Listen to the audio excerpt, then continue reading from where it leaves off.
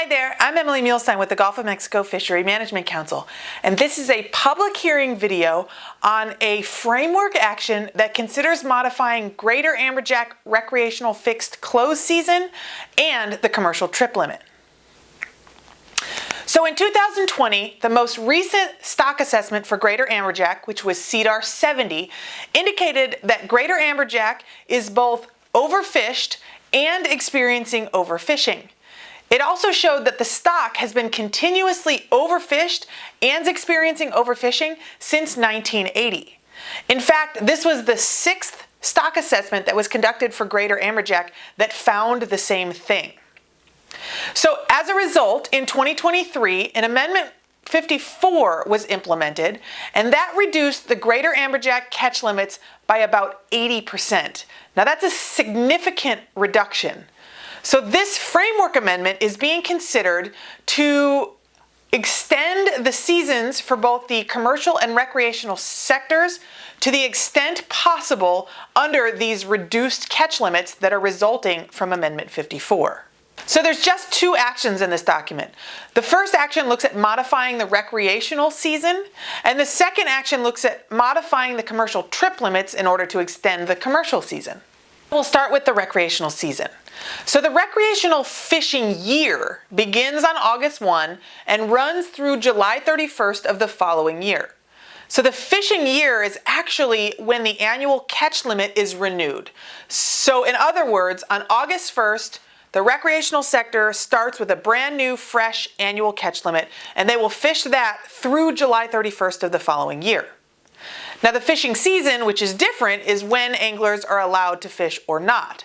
For amberjack, the fishing season starts when the fishing year starts, so that's on August 31st, and it will remain open through October 31st.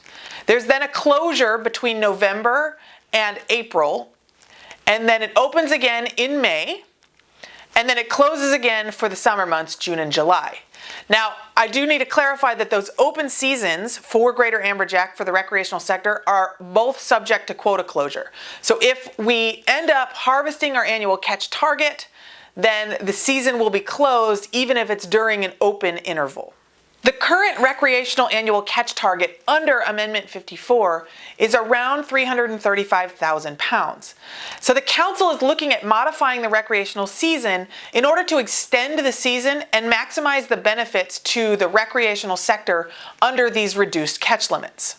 So the first alternative is the no action alternative, and that would keep the current season structure in place. The season would be open on August 1 through October 31st, and then again in May, assuming that we have annual catch target available.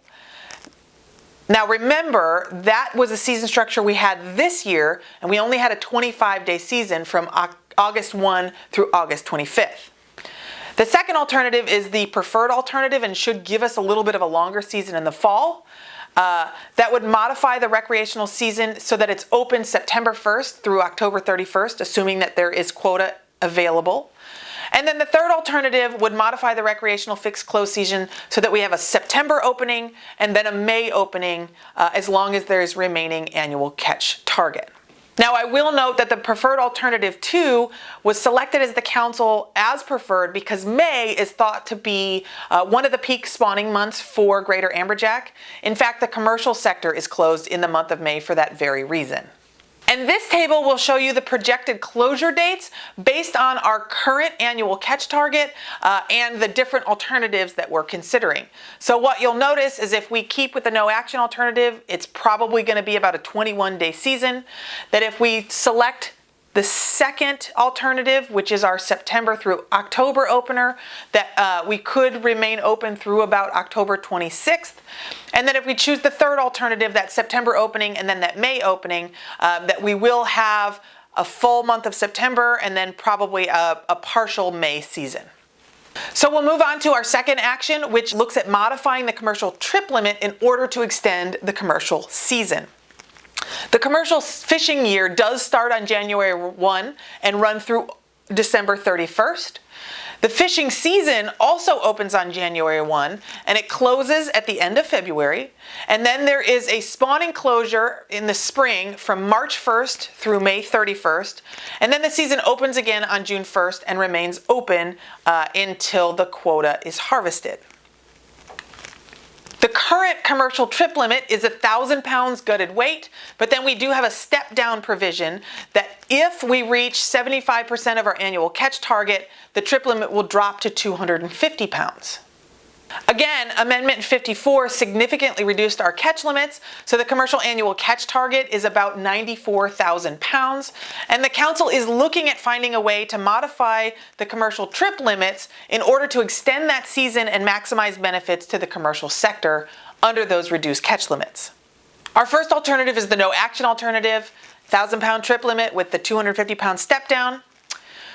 The rest of the alternatives have actually switched to looking at managing in numbers of fish rather than in pounds. This is easier both for the commercial fishery, for them to count those fish, as well as for law enforcement. So our second alternative would establish a commercial trip limit of 8 fish. That's about 260 pounds gutted weight. Our third alternative, which is the Council's current preferred, would establish a commercial trip limit of 7 fish, which is about 210 pounds of gutted weight. And then alternative 4 would establish a commercial trip limit of 5 fish, which is about 150 pounds of fish gutted weight. What you'll notice here is this graph shows the greater amberjack harvest per trip between the years 2020 and 2023, and you'll notice that a majority of trips are not landing that 1,000 pounds, which is why we're looking at reducing the trip limit in order to extend the season. Also, what you'll see in this table is the commercial seasons projections that are based on the annual catch target that was reduced in Amendment 54 and an average weight of 32.1 pounds gutted weight per fish. So, the Council would like to hear your comments before they take final action during the October meeting. You can either submit your comments by following this link and submitting online comments, or you can simply email us golfcouncil@golfcouncil.org and submit your comments. Thank you so much for taking the time to watch this video and send us your thoughts.